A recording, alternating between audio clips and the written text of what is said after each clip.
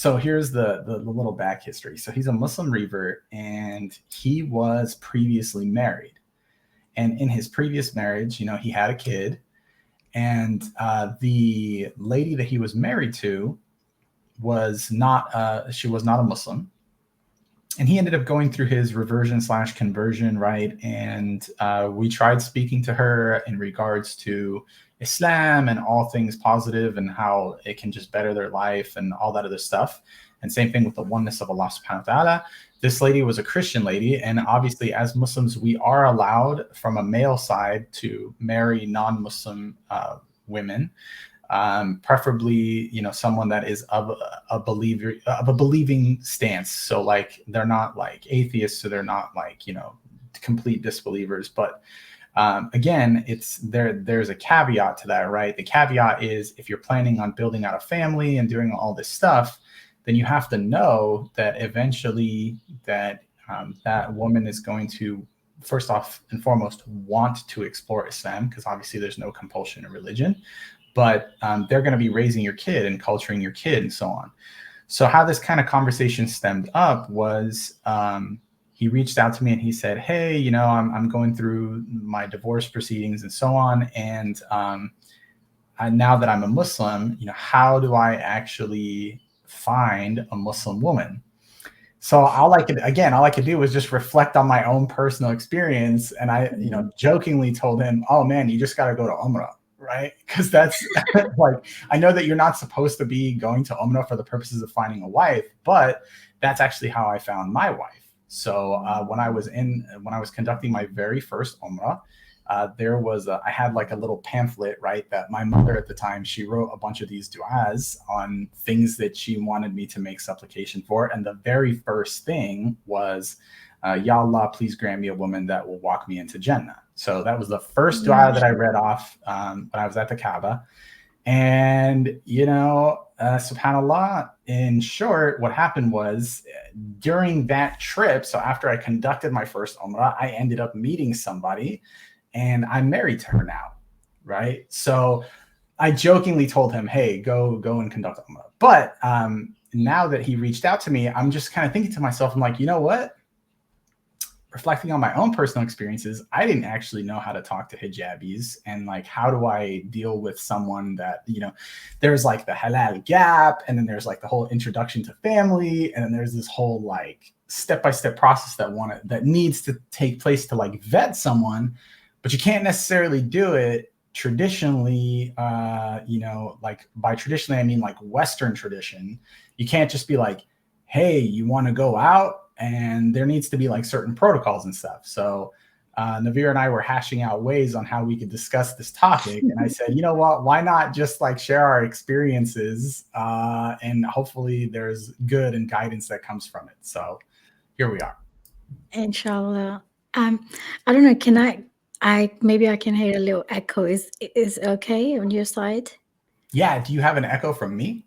No. But do you have an echo from me? No, I you're think good. earlier on I heard little thing. But yeah, alhamdulillah. Thank you for going through your journey of meeting your wife. Alhamdulillah. Do you know what? I'm a single mom. And this time round, I'm hoping to find someone who is on the level of at least I would say who's closer to Allah subhanahu wa ta'ala. I've gone through a transition myself. I wasn't wearing hijab all the time, or I wasn't practicing previously. It's been nearly 3 years now going through this journey. So, alhamdulillah, I think I cannot thank him enough that he actually gave me this chance in my lifetime to practice my deen as I should have been, where I've been living in the Jahiliyyah time. May Allah forgive me. But yeah, alhamdulillah, inshallah, going forward, I would like to meet someone, or maybe I just take your advice. I'll go for Umrah and see what happens. Yeah, exactly. So there you go. I might find my brother there, maybe, or Sheikh, who knows? Yeah, exactly. But I will say, like, okay, so reflecting back on the J days, right? Because I've been there naturally. And one thing I will say that that I really respect about truly practicing women in Islam is the essence of self-preservation and how they're cherishing themselves, not only from like an internal point of view, but from an external point of view, right? By internal, I mean they're focusing on their deen, they're focusing on things that actually make a difference in their life, like let's say their education or where they're at mentally. And I have noticed just the hangouts are completely different compared to the social hangouts of like traditional Western style ladies. Where what I mean by that is, you know, naturally we as like married couples now, we go and we find other married couples that are Muslim and we will go out to dinner together, we share experiences and so on. And I've noticed that the levels of conversation and what ladies find as important and as attractive are just polar ends of the spectrum compared to when I was in my J days. And it was just really more like, when can we go out and drink, or when can we go out and, you know, just party to some caliber or another without actually looking beyond like 2 or 3 days worth of just joy or happiness. So when I took a look at the interactions that we were having with other couples, the standard and the criteria of what we have as Muslims is a lot higher. Like the bar is a lot higher for what type of a caliber of an individual that you want. And I'm not saying that we're like money driven or anything like that, but it's more so the integrity and like what somebody brings to the table. So for example, something I told my buddy was, you know, there's a couple key questions that you should ask the person that you're talking to or that you're interested in, right? The first question is how is your deen? Right? Like, are you someone that's practicing? Is it more of like a cultural thing? Do you need work? Right? This is not. And by the way, I want to preface this. It's not about a quest for perfection, right? You're not looking for someone to be completely perfect, right? You want to be able to complement one another. But the idea is that if you are interested in somebody who actually has a stronger connection to the deen than yourself, then that is a very nicely complementing thing for your own personal growth, along with the coupling and the connection going forward. So the first one is, you know, how is your deen? The second one is, what's your knowledge of the Quran? Because something that was important for me and my kids is I want them to learn the Quran at a much earlier age and be exposed to it much earlier than me, right? Because of the impact that it has and the kind of the vessel that it builds around all the things that we're being faced with in today's day and age, right? And naturally, the third one is, how is the family dynamic, right? Because I know that there's I don't want to call it baggage, but like let's call it like history between family members and so on. And you want to be able to plug into the dynamic that you're going to enter.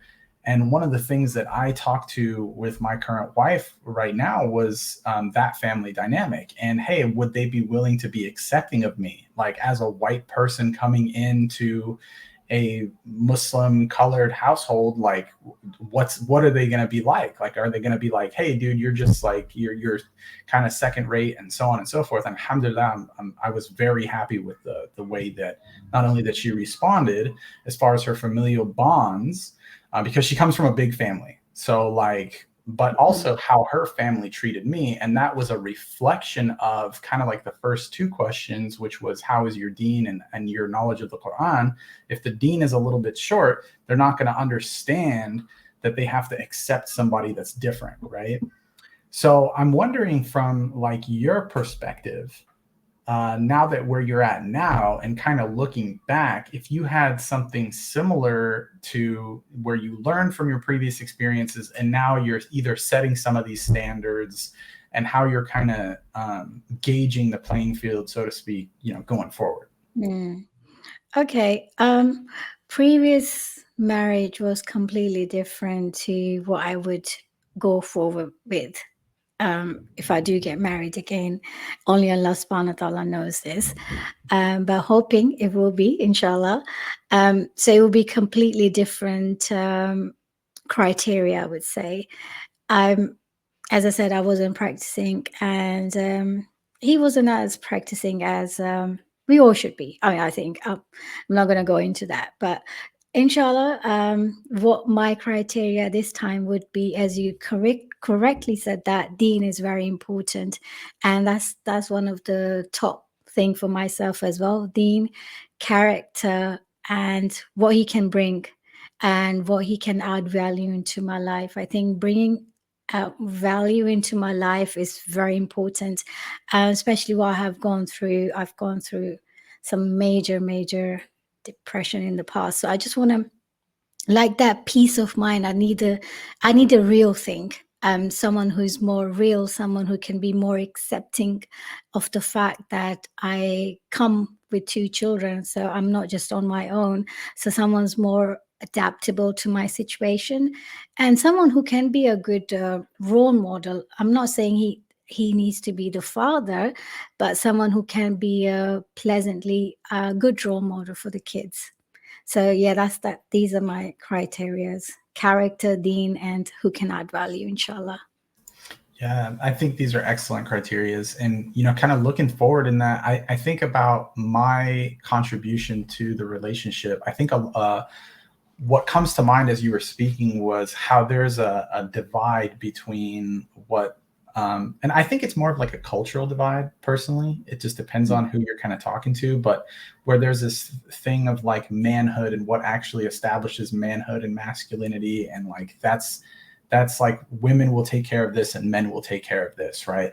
Now, I know that Islamically speaking, the man is responsible for financially providing, right? And anything that a woman contributes as far as finances goes is purely sadaqah, right? And you guys have an option on how you want to go forward with that stuff, if you wanted to contribute or not, right? I will say though, in today's time, that there has been a heavy push for like dual income households, right? And it has forced both men and women to think a little bit creatively on how they can solve these modern problems, whether that means adopting to a particular lifestyle, or whether that means like combining forces so that you can reach whatever your goal is for that, like what your vision is for you, your husband and kids, and all that stuff. And something I really want to hit the nail on the head with is getting over yourself. And this is particularly geared towards men. So like, for example, vacuuming the house, cleaning the dishes, doing the laundry, like all these things, I'm not shy to do these things personally. And the reason why, not only because I've always been raised to kind of take care of myself, but it's shattering those traditional norms so that you can have kind of peace and tranquility within the household. So like there's times where my wife is just extremely tired, right? Whether that be just from dealing with the kid or work, or just, typical ebbs and flows of just waking up on from having like a funky night's sleep, right? And I think shattering that ego and going forward, letting yourself really tune in to who your partner is really critical. So as a man, I think shedding that scale of like traditional stuff belongs here really is important. Now, I will say that there are those because it's all a spectrum, right? And I will say that there are ladies that specifically look for a man to take care of something in one particular way, and then everything else they take care of. And this is completely okay. So like, for example, if you're the type of woman, and again, this is just from my own personal reflection, but if you're the type of woman that is looking for a man like that, this stuff exists, but it's become more commonfold now that there's kind of like an intermingling of responsibilities in order for the progression of the family unit as a whole. And I'm wondering if you can speak to either like your own personal thoughts on that, or if you were looking from a partner, like what would you actually like? Where would you kind of draw the line, so to speak? For me, I would say there has to be a balance within the marriage. As also Islam teaches us, women shouldn't have a higher unexpected demands, as Islamically as well. I mean, I would say fine, man is responsible for the financial side of the things, but women needs to be very realistic with that he has to spend within his means. Um, so I see some women are just going overboard with their expectations, and they're making men work hard. And I think that is really unfair. You know, some people, some women might just come back to me and say, no, no, no, no, no, no. But I feel like we have to be fair in relationship. We both have to work as a team, as one unit. And yeah, if women doesn't want to work, that's absolutely fine. She doesn't have to work, but at the same time, she needs to be a little bit more realistic when it comes to the financial dealing of the sides. And if she wants to work, I mean, I myself, I work full time. So because as I explained, I am a single mother, so I have really no choice not to work. So but if I do get married in future, if things get, tricky, as in this day and age is quite tight, financial issues are quite mounting at the moment, as we're living in um should I say, very expensive world. Oh So yeah, big things, time. yeah, so things are just creeping up. So I think I wouldn't mind putting my share, as long as we, at the end of the day, we can have a balanced relationship, balanced family. So that's my take on this. Yeah, I think it's an excellent take. It's something that it's slowly becoming more and more necessary. I mean, everything from like daycare is super expensive all the way to schooling, material for schooling. And then also, resources don't just really boil down to just Mm. finances. They boil down to like time, they boil down to energy. There's so many kind of um, extenuating circumstances and various factors that come into play, right? Like Yes. for me, just to have harmony in the household, meaning like no one is like at their wits end, is more important than having like an extra, $1,000 in the bank, right? It's like I'll gladly pay for a peace of mind as long as everybody is mentally happy. Otherwise, we're all just going to be running to like the doctors and efforts to try to do Mm. something with either like depression or this, that, which by the way, depression is a really, really serious thing. So It's a um, real thing. yeah, it's a very, very real thing with all of the external pressures. All right, let me ask you this. So as you're kind of going through naturally as a female, and this could be a charged question, so just answer it to whatever you feel comfortable with. But if you can give some advice to someone that is looking to get married, from your own personal reflections, how would you want to be approached as a female? Um, I will give you two examples here. Um, People maybe, I'll give you two examples because people might not be practicing. They might have a different approach, or people who are, or women who are practicing. Well, now I can speak for myself now because I'm practicing now. uh, I had a different mindset where I was before. So people might look into more, should I say, materialistic things, as I have seen, as I still see many sisters that I know, many friends that I know, they have a different outlook to life.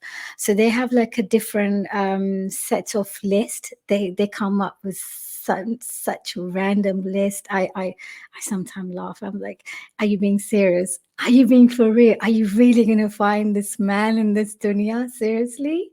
And they're like, yeah, yeah, yeah, we will, we will. I'm like, okay, well then let's see when you will. Well, do let me know when you do. But I can just speak for myself now. I have a different mindset now. I'm completely just for Dean, as I said, I really need someone to be practicing, at least waking me up for Fajr. That's my goal. I do wake up, mashallah, alhamdulillah. I have, can I tell you, I have 3 sets of alarm that I set in my You're one of house. those. Oh my God. I Yeah. can hear I can hear an alarm from like my neighbor's house. I'm the polar opposite. A pin drop happens, and I'm just like, I'm ready. So I have like 3 alarms going at the same time. So yeah, I have to get up anyway, then I don't have any choice. So I think that's a good way. So where he can wake me up, where we can pray together, I think that would be an amazing achievement for both of us. So that's how I see it. And someone who's more flexible and adaptable with an approach. And also someone who's not very, um, what's the word? Shy to approach, as in, but in a modest way, I would say. Sure. So courageous Yes. enough to, yeah, definitely. Yes. And I will tell you, like, okay, as a male, right? Reflecting back on my previous experiences, but you actually do need a decent amount of courage to approach a female and express interest. And I will say that because so like reflecting back on how I met my wife, the interactions that we had were completely different than from like my J days, right? Because Mm. there's a certain degree of flirtation without actually crossing the line where you are, I don't want to say like you're throwing yourself at the other person, but you Mm. want to give like subtle hints that you actually are indeed interested in the person. And it's so funny because I was taking such a subtle approach that my wife at the time, like I would ask questions about like, oh, if somebody was interested in like someone that was a hijabi, how would you know blah blah blah, or what would blah blah blah, right? So ironically, at the time, she thought that I was not interested in her because of the too much subtleties that I was giving, and she was thinking to Okay. herself, like, man, is this guy asking me about this one other girl? Because it was like a I went with one university, she went with another university, and there was like I don't want to call it like a co-ed trip, but it was just various students at the time.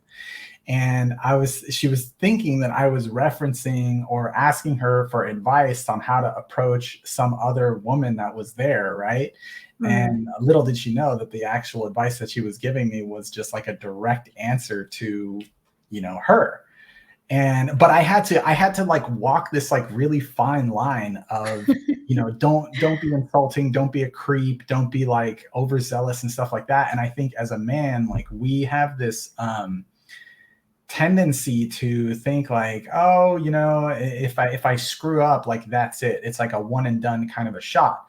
And that can bring that fear element of like, man, I don't really want to lose this kind of situation, but also that courage needs to come up there to recognize that like this isn't a one and done. This is supposed to be a building of a relationship and a dialogue, Mm. so you can actually get to know the other person through questions and stuff like that. But I want to tell you something, and this is straight up through and through, because I've had other, I don't want to call them friends, I want to call them acquaintances. But Okay. I've had acquaintances reach out that are males, and they go, hey, I'm looking to get married. And I'm like, okay, cool.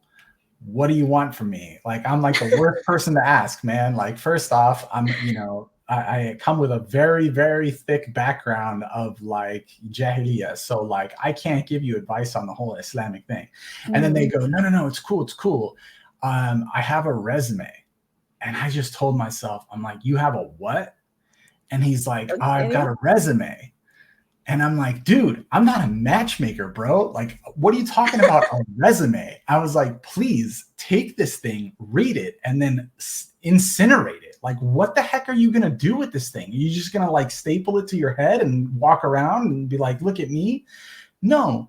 Like, okay, cool. You have things that you can bring to the table. Okay, little did I understand that because it piqued my interest at the time, and I'm like thinking to myself, okay, look, I'm not trying to be like an a-hole, but I respect where the person's coming from, but like a resume, dude, for real. And I realized that they were coming from a background where it was like arranged marriages, and I was like, Ah. oh snap, like I like it clicked for me. And I told them like, hey, like I think I understand the whole resume thing, man. I think I owe you an apology. I wasn't trying to belittle what you were doing. I was just trying to reflect on my own worldview at the time and be like, this is the stupidest thing I've heard in my life.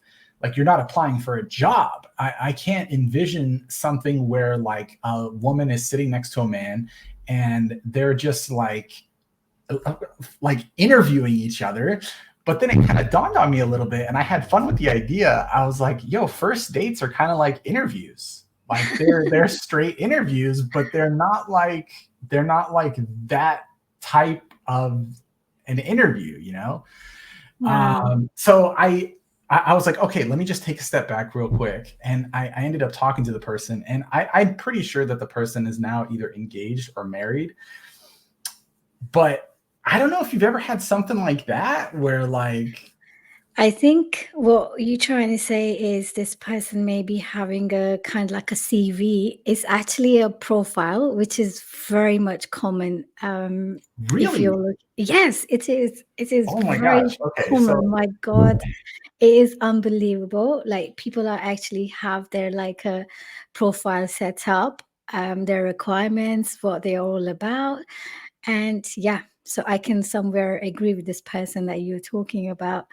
So I think that's the way forward these days. I don't know. So whereas it could I'm be. I'm a very kind of like a traditional old school kind of person. If I bump into someone, I think that would be amazing. Like just Sure. naturally bump into someone, I think. But I guess limited time, limited resources, that doesn't really happen these days. And another thing I may need to add here is that I find men to be very reserved, very much I don't know, they're just reserved. They would not ask you. And I think women like the confidence if the man, pluck the courage and actually say, listen, I'm interested, I want to marry you. And my answer would be, yeah, please go and speak to my dad. So, that's the right way to approach in Islam, and that's the way forward for me. There you go. Yeah, alhamdulillah, it makes perfect sense. Walaikum salam, thank you for the super chat. Appreciate it. All the donations go directly for dawah, purchasing materials, and so MashaAllah. on. So, thank you, and barakallahu feek. And now you get to benefit from the ajr of all the Qurans that I pass out and MashaAllah. dawah that I give. So, barakallahu feek, man. Okay, so naturally with this comes the flip side of things, right? So you have Mm. people that are courageous, and then you have people that are like they've been drinking some type of Kool-Aid that who the heck knows what the heck is going on anymore, right? So I'm gonna try to like pressure you a little bit here, but Okay. again, only share with what you're comfortable with. So give us the other side of the coin. The other side of the coin is like horror stories or things that were just so Oh, memorable, right? Where like these are like absolute no-nos. This is what you should not do in any circumstance whatsoever. And you just come off as either like a creep or what have you. So what are some things that have happened? brother, I have some like cringy stories to share, but I would not share them here to be honest. But I'll just give you the gist of gist of the story. I've been on the YouTube now nearly 2 years now, coming on to 2 years. And the minute I started doing my channel, I started off with reaction videos, and it was a quite hit um, back in the days. And then I went on to do. Is it okay if I just explain a little bit? Help yourself, please. The floor is Yeah. yours. So then I went on to do the politics videos. I'm really much interested in politics around the world. So that was a huge hit. That's how I think it all started. People were just commenting right, left, and center. Sister, are you married? Are you a raver? Are you this? Blah, blah, blah, blah, blah. And I've been so patiently ignoring this question all this time. And I was like, finally, like 2 months ago, I've just had enough. I was like, you know what? I think it's time to answer this question. So so I go ahead and make a video for everyone. I was like, look, this is a video. Go and watch it and do not ask me this question again. So ever since, so there has been some spooky stories. Someone was just, I think it is really, really, what should I say? Dumb? Should I say dumb? Is dumb to use the right word? Absolutely. Yeah. Without insulting anyone, I don't want to insult anyone, but I think it was really dumb of them to use um what kind of like it was like a horror thing for me. I've never experienced that in my life. Um, so should I share it or not? It's up to you. It's up to you. I would think the audience may be interested in it and there's a learning experience, but again, keep whatever things that you feel comfortable with, or not, should I say, keep whatever Sure. things you do not feel comfortable with private. I am under the impression that as long as we're not belittling anybody, describing somebody, or like doing something Hmm. like that, it's all good. But if you're talking situationally and there's Yeah, wisdom to be extracted from it, then sure. by all means. Yeah, yeah, definitely. I'm not gonna say out any names. I do not tend to do that because Allah subhanahu wa ta'ala does not like that. He hides people's sins and we should do the same as well. So because I'm not in a perfect situation myself, I'm not perfect. So this is just for the I think for anyone who's listening, I think it's a lesson not to go and do the silly thing this person did. So basically, this person is DM me personally on Instagram, and they sent me a picture of them like with a slit wrist, and I was kind of like taken back, SubhanAllah. and I was kind of really stressed out for a couple of days. I was like, how can somebody do that really? And not even that, they were really consistent. They were really persuasive. You have to accept my proposal. You have to do this. And if not, they started using some foul language. And then I was like, this is just getting a bit too much. I'll have to block you. So yeah, it was a really scary experience for myself. I would not um, recommend anyone ever doing that. Please, for the sake of Allah, please be very mindful of Allah.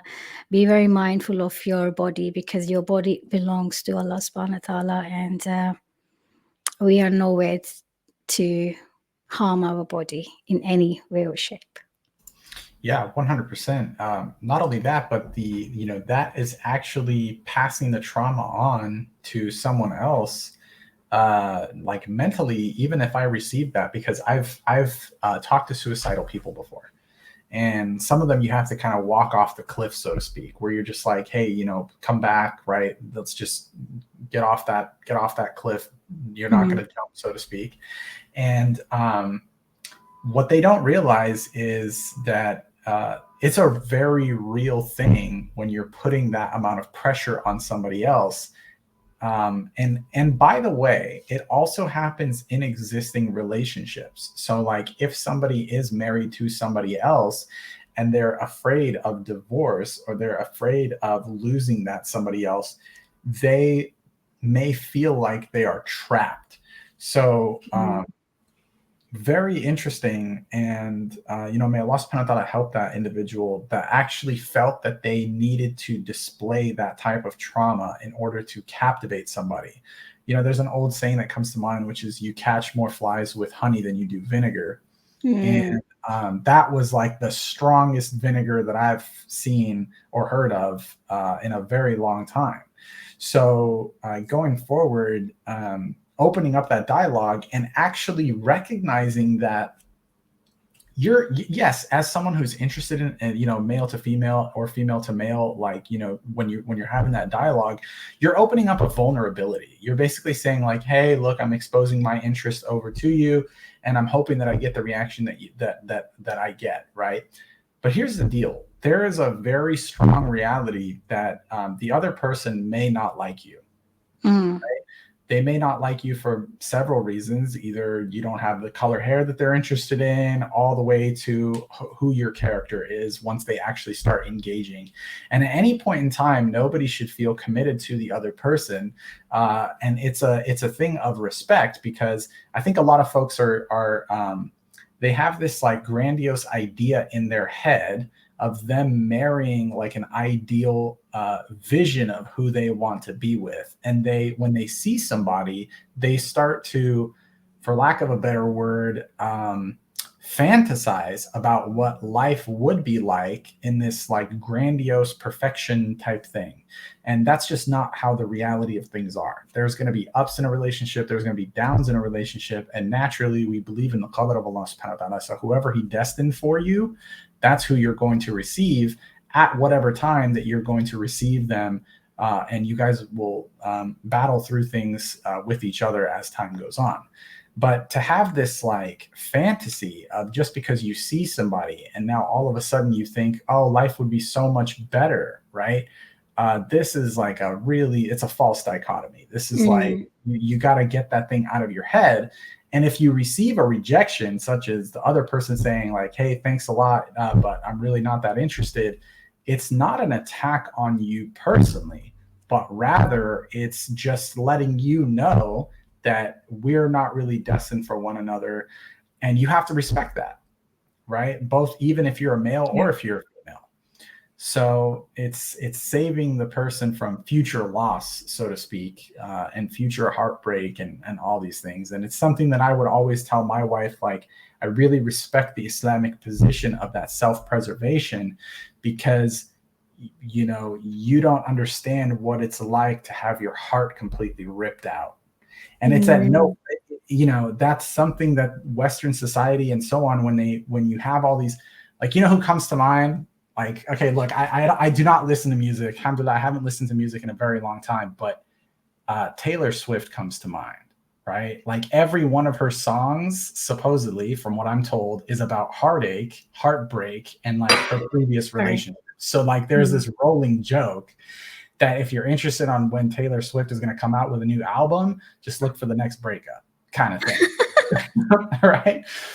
So again, not trying to throw shade at her, right? She's doing her own thing, but there is eventually, like, you get desensitized to things, which brings me up to something else that I kind of want to talk to you about, which is that desensitization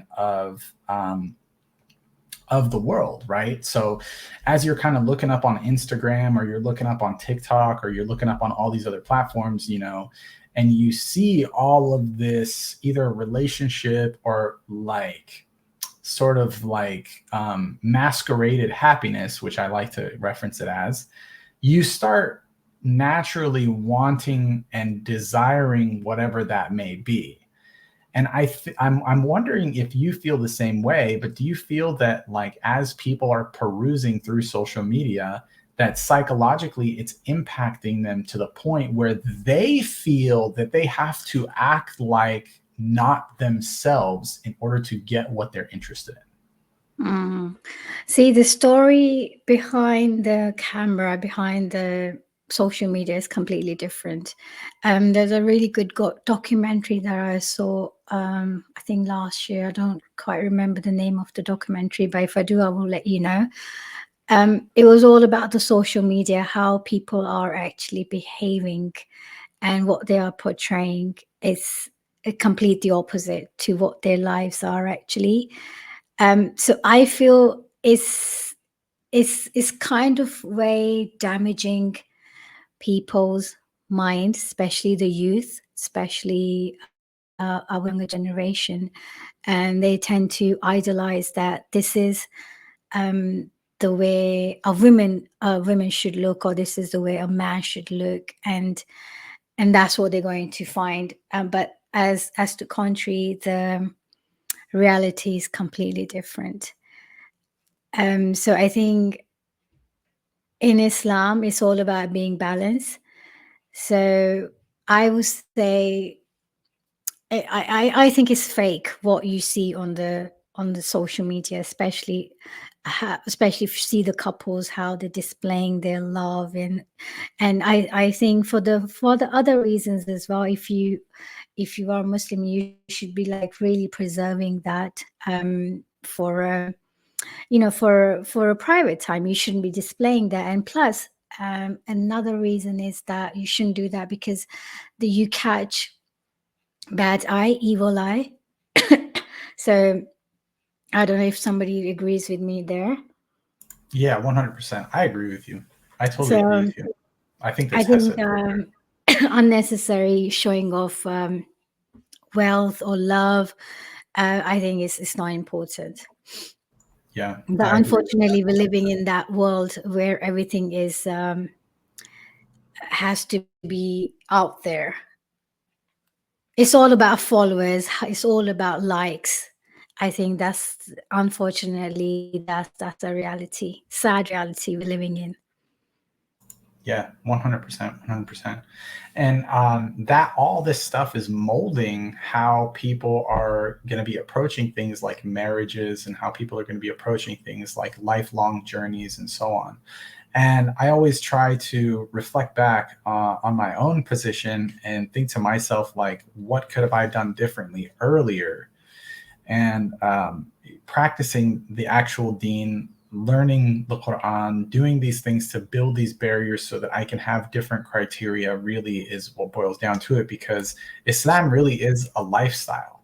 Yeah. And it's not just about, uh, understanding the not understanding but knowing, memorizing the book or doing this without its actual pragmatics, like the actual application of how you're supposed to conduct yourself is supposed to be an image of what Islam is and what the Quran is and so on. And thinking back, like, even just little small steps where I could have just said no to attending an event, or no to conducting some type of like action, would have made a tremendous difference in the molding of my mental being for my future wife, right? Like, reflecting back, I really respect, like, understanding modesty to me now, knowing who I married.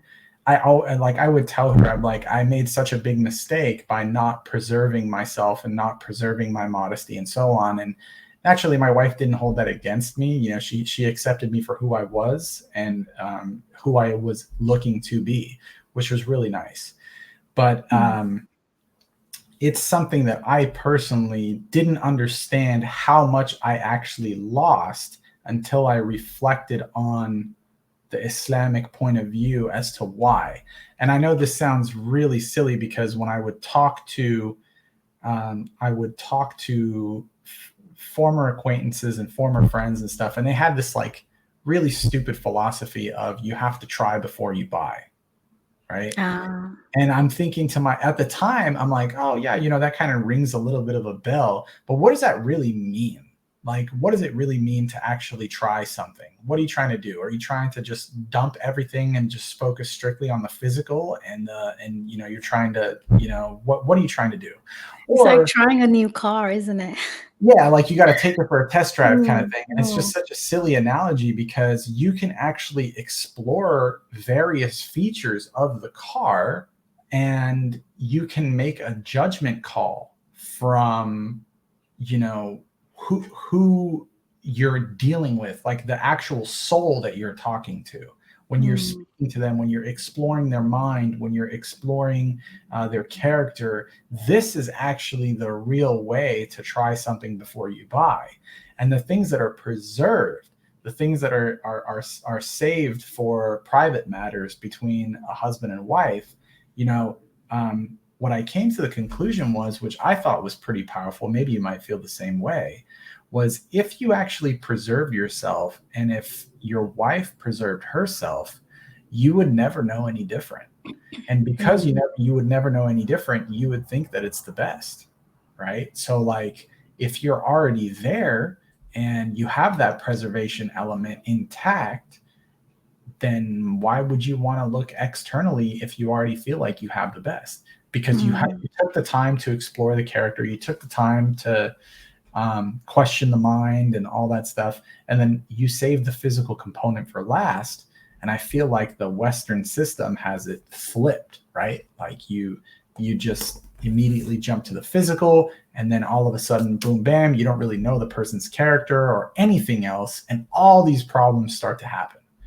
Mm. And I reflecting back on that, again, I can say Alhamdulillah for Islam. And if I would have been exposed to something like that earlier, I think it comes with its own challenge, like, to actually stick to the recipe, Yeah. but the benefit would have been there. I think for myself, if I go back to my journey from 3 years, that's when I started doing my hijab. And before that, I was very much westernized. Um, I worked for big um, designers. I once at one point I was doing the modeling as well. So it was from one shift to the other shift. It was a complete different thing for myself. So yeah, if I was in that mindset, I think I would be probably thinking the same. Yeah, try before you buy kind of thing. But Alhamdulillah, I would say now, I think I just cannot thank him enough. Is finally he sorry, I just get really emotional every time when I think about this, the whole transition I've gone through. It's just amazing. Yeah, yeah. I'm with you on that. 110%. I'm with you on that, and I think that is the fruits of guidance and the fruits of accepting the challenge of self-preservation, right? And now we start to kind of recognize that all of these things, like I don't want to call them restrictions, but they are actually restrictions. I'd rather call them preservations, right, than a restriction. But to follow that recipe, as tough as it may be, um, very few people, or seldom people really, especially from the reversion crowd, will get to taste the beauty of that, right? That sensation that you have in your heart right now, where you do get emotional.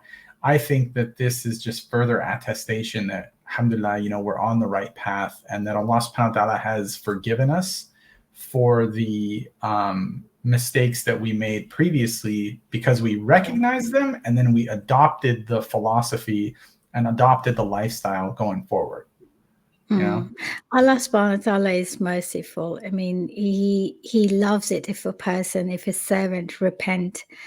And yeah, we should never ever look down on anyone to think that, okay, what, fine, we're better than them, because we don't know who is better in Allah subhanahu wa ta'ala's eyes. So I think we should always focus on ourselves, making ourselves better. And yeah, I think what I feel now doing the hijab and the whole the outlook, the whole attire has been changed. Now I feel more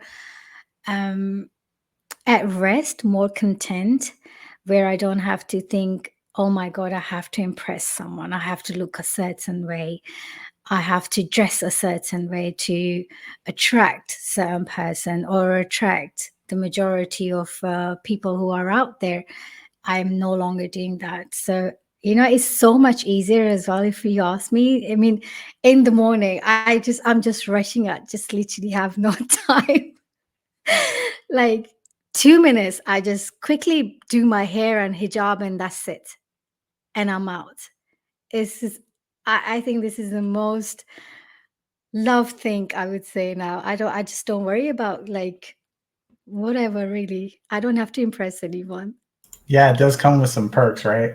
See, now it's funny. The script is flipped. Now it's the guys that have to worry about their hair and all that stuff. So like, yeah, they definitely flip the script a little bit.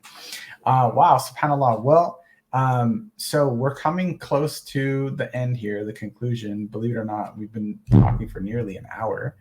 And I was wondering, I always like to end these segments with, if there's any final pieces of advice or reflections for anybody that's looking into Islam, that you would like to share with them, whether that be, words of wisdom, or just a story, or, anything, whatever comes to mind. Really, it's a free flow. Okay. I would say never hold yourself back. Do your research. Please do not go by what media portray Islam as. Just do your own research. Allah subhanahu wa ta'ala has given you mind, and please use that mind to do your research and thoroughly read what Islam has to offer. Islam is the most balanced religion. And please, if you can read on the story, life of our Prophet Sallallahu Alaihi Wasallam. He was the great leader, great parent, great dad and great husband. If you can, please go ahead and read that. And I'm sure you will change your mind about Islam, or whoever wants to come into Islam. Yeah, these are my words. And please don't hold yourself back. Talk to people and make good friends. Always you'll be judged by who your friends are. Absolutely. Wonderful words of wisdom. And there's a lot to learn in the seerah of the Rasul Sallallahu Alaihi Wasallam. I just want to let everybody know that's watching, and for future viewers as well, Nabira does have her own YouTube channel. I highly recommend that you guys go subscribe to it. If you just search up her name on YouTube, you'll see that she's got tons of reaction videos. She's got tons of guests that pop in on her channel. And she had mentioned that she really likes to discuss politics and so on, but there is a lot of beneficial content on there, alhamdulillah.